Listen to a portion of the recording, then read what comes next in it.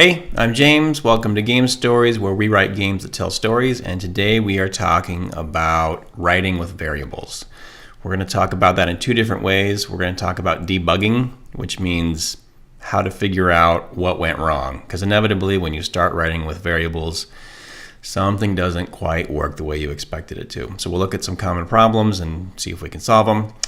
And we'll also talk about how to use variables creatively to enhance the feeling that player decision matters in your branching stories.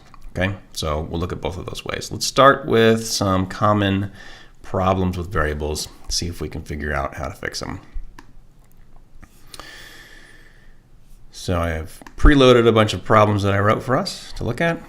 And this is maybe a screen that you might see if something's going wrong in your story. There's a little Java cup there in a pink line, and it says unexpected identifier, or it'll say something else. Some kind of problem has happened. We'll get to this problem a little bit later.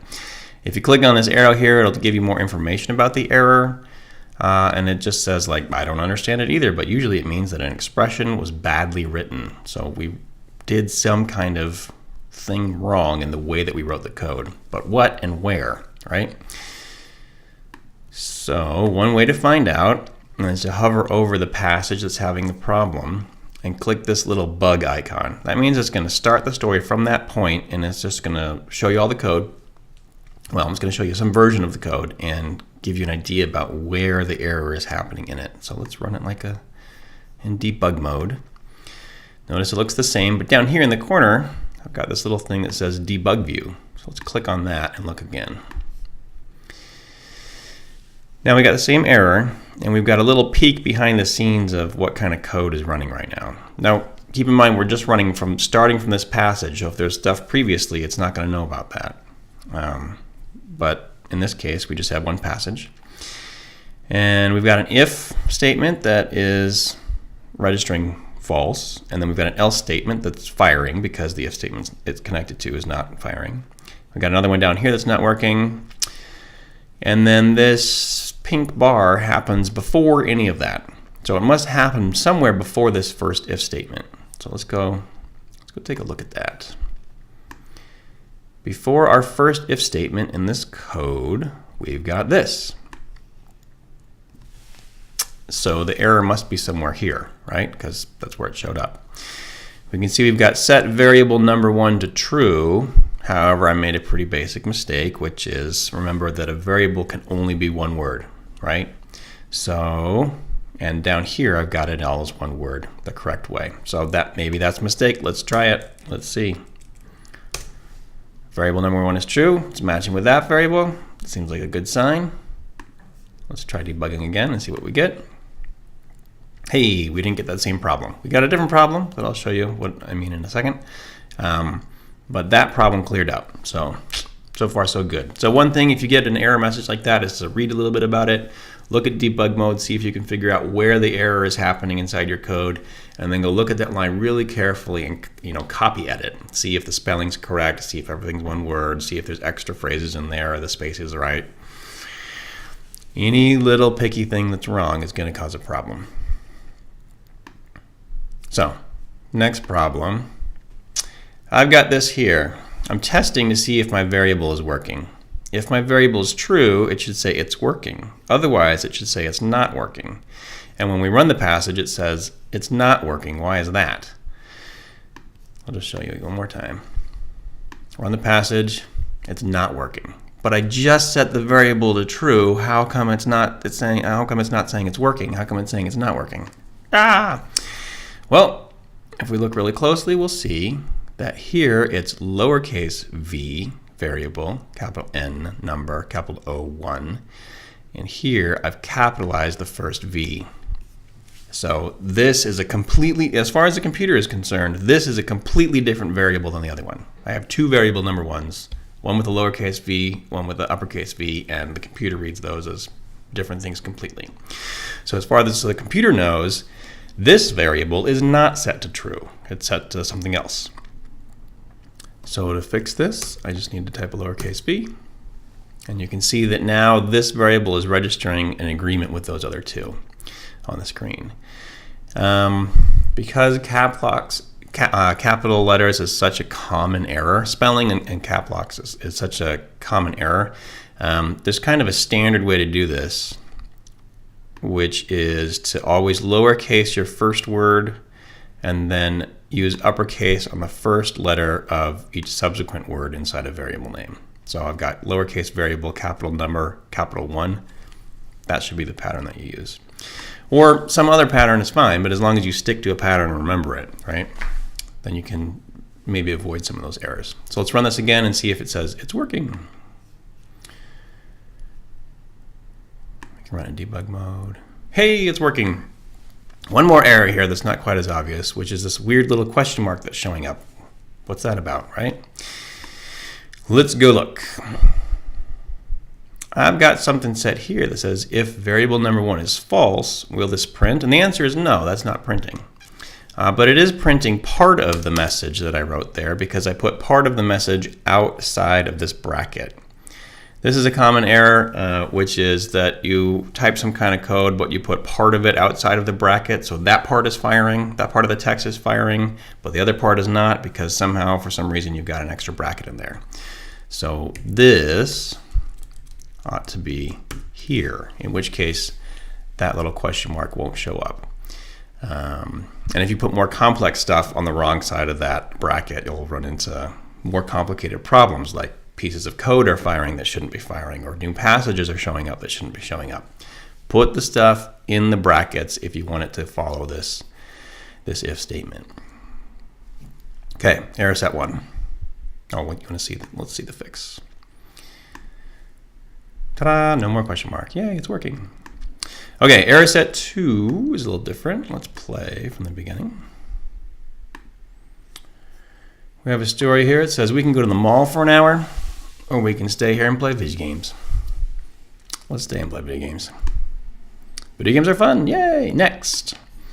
Wow, we had so much fun at the mall. Now what? Wow, we had so much playing video games. Some fun playing games. Now what? That's not what I wanted to have happen. What I wanted to have happen was if you go play video games, it says we had fun playing video games. But if you go to the mall, then it says we had fun at the mall. I didn't want both to happen, so where did I go wrong? Well, it went wrong right up here. You can see I've got the choice to go to the mall here, and then immediately I've set mall to true, the choice to play video games, and I've immediately set video games to true. The problem is that the computer is reading this entire page at once. It doesn't read this only if you click on that. It reads this no matter what. It's on this page, I'm reading it. So whether you choose mall or video games, it's going to read this entire page and set both of these variables to true. So what we want to do is take mall here and put it over in the passage where we chose mall. Then it will only show up if the player chose mall. And likewise, we want to take games and move it over to the passage where the player is playing video games and put it in there. That way, it will only be set to true if the player chooses to play video games. All right, so let's try that now. No, I want to run it like this. Let's go to the mall, or let's play video games. Let's play video games. They're fun. We had so much fun playing games. Now what? So that worked now, right? If you put set the variable in the right place, then it will fire at the right time. If you put a bunch of variables on the same page, they're all going to fire at once no matter what. Now there is a way that maybe I'll show you later to tell Twine to set a variable only if you click a link, but that's not by default, right? By default, it's if you put the set command on a page, it's going to read the whole page and set all the variables that you tell it to. So make sure your variables are in the right spot. Oh, there was a second problem with that with the end screen, which isn't quite obvious, and that is that in this code, I said to do some stuff if mall was false or games were false. What I wanted to have happen is If you go to the mall and get to the end passage, it'll say, wow, we had so much fun at the mall. Now what? And it'll say, you know what? I wish we had, I wish we had played some video games. Because I didn't choose games, I was hoping that games would be set by default to false so that this would play. And likewise, if we go play games, wow, we had so much fun playing games. Now what? You know what? I kind of wish we'd gone to the mall. But neither of these passages are firing. Why is that? That's because I never told the game to set mall to false or games to false. So the computer has never encountered, depending on which direction I go, the computer will never have encountered one of these variables, right? If I go to the mall, it will have encountered mall because I set it there, but it will never have encountered games. So this page will be the first time as I'm playing that the computer has ever encountered the variable games. By default, Twine sets unknown variables to 0. Not true or false, not cat or dog, not A, B, C, or D, but 0. So it's a number, like a non-number, it's an empty number, basically. So mall in this case is never false, no matter which way I go. It's 0 if I go play games. And games is never false. By default, it's always 0 if I go to the mall. Let me just walk you through the story to give you an idea of what I'm talking about. There's no code here now. There's just these links, right? If I go to the mall, behind the scenes, it's setting mall to true, but it's not doing anything with games. Games is over in the other passage where it says games. Here we're just setting mall. When I go next, it knows that mall is true, but it doesn't know anything about games yet because I didn't go through the passage where it encounters that variable. So it's not set to false, it's set to 0. So one way or another, I have to tell the computer what these variables are, and I have to set them to false. Or, so there's two fixes to this. One is I could go in here and say if mall is 0, nope, not 0. If mall is 0, that should work. But if I want it to be false, then I can just go into the start passage and set games to false and set mall to false. That way, every time I restart the game, it's going to tell the computer there's these two variables that you might encounter. If I don't tell you that they're true, then assume that they're false. So let's play it again. We can go to the mall. If I go to the mall, mall's fun. We had so much fun at the mall. Now what? You know what? I kind of wish we had played some video games, because now the computer knows about mall. It knows it's false. From the beginning, it knows mall is false. It knows games is false. But when we go to the mall, it switches false to true for mall, but not for games. When we get to the end, mall is true, so it fires the first line. Games is false, so it fires the second line. A lot of debugging is just sort of learning how to think like a computer. A computer is only going to do exactly what you tell it to, down to the finest detail. So you have to think in these really logical, what did I tell it? What does it know? How did it encounter these things? It can be kind of tough.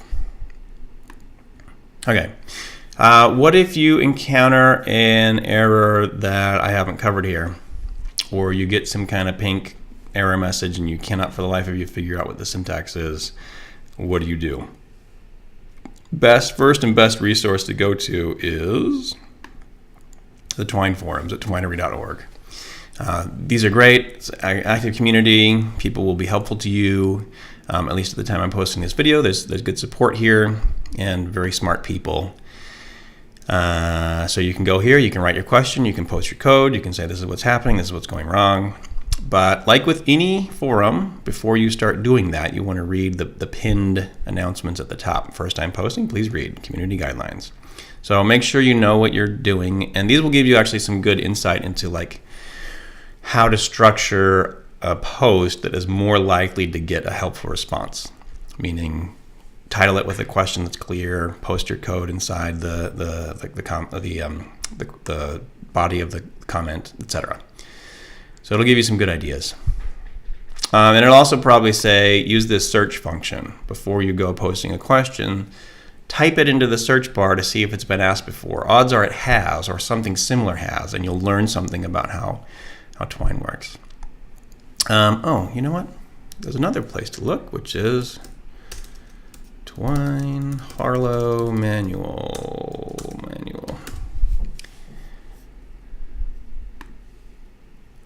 Twine2.neocities.org has like everything you need to know about the version of Twine that we're using in this series, which is Harlow. It's like the basic version of Twine. There's more advanced versions. So you should know this too. You should know that you're using the Harlow version. So when you go post on the forums, you can say, I'm using the Harlow version, and this is what's happening.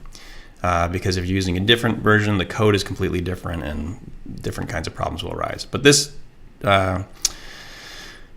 if you read through this, you will know all of the things about Twine, everything, every cool little thing that you can possibly do. And if you go over here, if you're having trouble with if statements, you can sort of click on if statements and then read about them to see if, am I doing it right, if I got the things right. That's a good place to check too, maybe even before you go over to the forums and ask a question. Okay. The assignment that I gave you last time, I'm going to guess you ran into some variable trouble.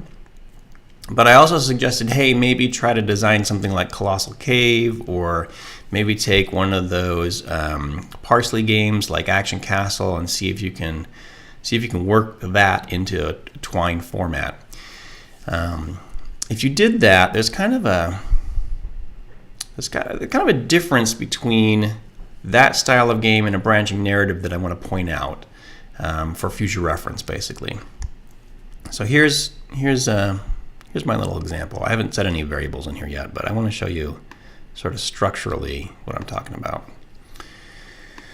You're in a cabin, you can head to the east. From the front porch, you can see mountains to the north, valley to the south, and a town to the east. And when I go to one of those, it says, you're now in the town, or you're now in the mountains. This is laid out like a branching narrative. Go from one place to the other, make a choice, and you start heading down different paths. But you'll remember that the Action Castle game and the Colossal Cave, they're not structured like branches, they're structured like maps. They're structured like if I go to one place, then I'm in that place, I can interact with it, and I can always leave and come back again, right? So that, I think, is a great structure. It's not really a great structure for a branching narrative, although the two can be combined in ways we'll look at later. But if you're going to make that kind of a game, and we will later, map-based, then I think you want to imagine the relationship of your passages differently. I think you want to imagine them spatially rather than temporally. What I mean by that is in a branching narrative, we imagine that the first thing that happens is up here, and then subsequent things that can happen go down the page, right? This is the earliest thing, and these are the later things. And you can kind of flow different directions throughout time. But that's not how a map-based game works. You're going different directions in space, and you can come back to them in time. So let's arrange these in the order. I think I said cabin, you go east to the front porch, mountains I think were to the north, valley to the south, and town further east. So now, conceptually, I can think about the spatial relationships between these places. But I would also need to do something so that the player can navigate back and forth between them. So you can see I've got cabin, front porch, and town. So in this passage, I need to say, not only can you go to all those places, you can also go back into the cabin. And then it made a little bit of difference there. So the line between them two now has an arrow on both ends, meaning you can go from this passage to this passage and you can go back again. The same thing I would want to do here. You're now in the town. And then, of course, I would want to have whatever text and choices are here. But I would also want to give the choice to return to the cabin. But if I put this link to cabin, it's going to go right inside the cabin instead of to the front porch. But I want to direct them to the front porch, so I'm going to use a pipe and say front porch. I hope I spelled that right. And yes, I did. Lower cases, which I've been inconsistent about, and that's going to cause problems later. So arrows are now going both ways. That means I can go from cabin east to the front porch, further east to the town, and back to the cabin front porch again, and then back inside the cabin. So now I've got a map space, a spatial relationship between my passages rather than a time-based relationship between my passages. This can result in a kind of linear narrative, right? We talked about Silent Age and Colossal Cave. I don't know, I haven't played it enough to know. But for sure, the Parsley games are linear narratives. They have a lock and key thing that goes, structure that goes in basically a straight line narratively. There's one story, you get to the end of it. You don't really make branching choices at all throughout. You just kind of make, oh rats, I forgot the thing, so I'll go back and get it and unlock the thing. Anyway, so we will come back to this kind of map structure later. It's important to know about. Okay, so that's kind of ends the debugging problems you might have run into in completing the last assignment. Let's now look at how to use variables to make your stories better. So this brings us back to Paul Nelson. Remember his little article about how branching narrative works? He talked about this sort of plot explosion and having to do too much work for too little payoff. He solved that by saying we should fold back, the fold back structure. And now he's going to talk about world state, which basically means use variables. The problem with this is that it'll feel really samey after you play it a couple times. I played through this, I made some more choices, oh, they didn't matter. They just all brought me back to here. I made some more choices, oh, they just brought me back to this spot again. So that can feel not as empowering as we want it to. It can feel like, oh, you're not giving me as much agency as I want. So one way to solve that problem, or to attempt to address it, is to use variables to track the world state. Meaning, maybe the player made a choice here, and you want the game to remember that choice, and then change the text of this passage over here. So you use a variable to do that. You say, this variable is true, and then later you say, if that's true, print this text instead of that text. That way this passage is going to feel different depending on how you got to it. If you went this way, over this top ridge, and then got there again, then it will feel like, it will remember that you made this choice, and you'll go, oh, okay, the game remembers and cares about the stuff I do. One game that does this structure almost exactly is Telltale Games The Walking Dead. The way that game is structured is it gives you a set of choices, and it gives you this little time bar at the bottom, so you have a limited amount of time to make the choice. Otherwise, it's just going to choose nothing, which is also a result. And then, every once in a while, it'll give you a message like this. Clementine will remember that. And what does that mean when you play the game? You're not really sure when you first play. Does it mean that the narrative is really branched now? It's gone off in a completely different direction? Does it mean that her AI is modified somehow and she's going to behave differently?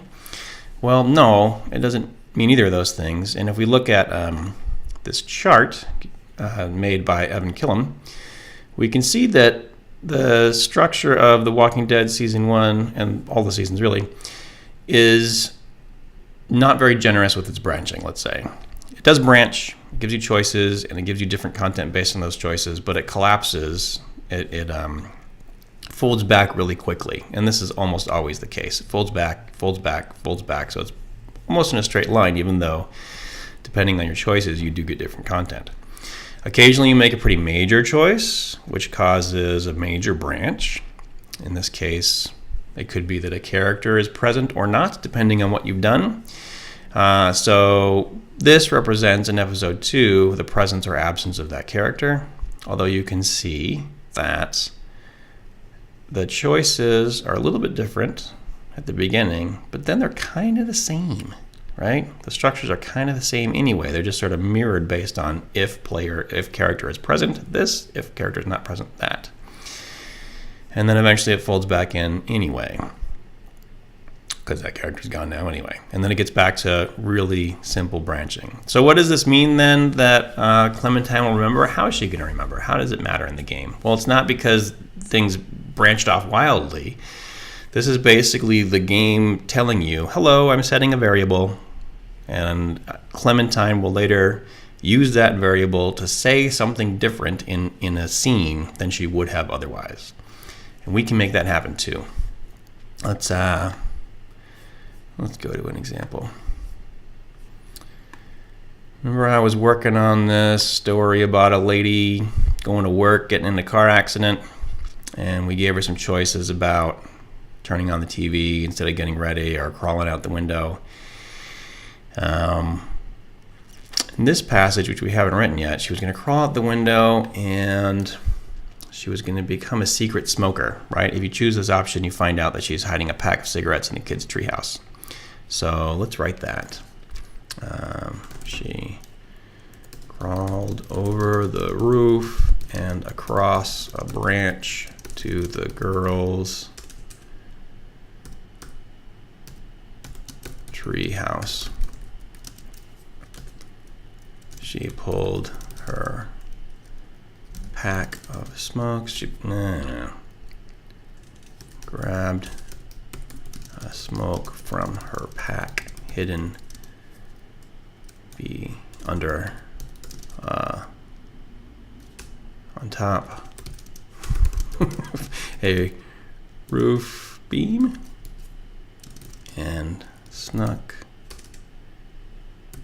back into the house and went downstairs. And we need to connect that back to she went downstairs, okay? Yeah. Oh, actually, will it give me that again? No. She went downstairs. Okay. So now we got this branching away. If players go out the window instead of going downstairs immediately, they'll find out she has a secret pack of smokes. And then it'll go back to the main line anyway. But I want this choice to matter later. I want it to feel like if you did this, then the story changed in some way. I don't want the story to branch wildly. I want to be kind of more in control of how the things branch. But I do want this choice to pay off later. I want the text to remember and call back to it. So I'm going to set a variable. We'll say set smokes to true. And I'm going to call on that variable in different places. Where am I going to call on it? She got in her car. Let's make that. Oh, well, let's do this. If smokes is true, not true, we're going to give a new choice, which is she went to the garage to have a, you know what, this is going to be too long of a link. She went to the garage to smoke first.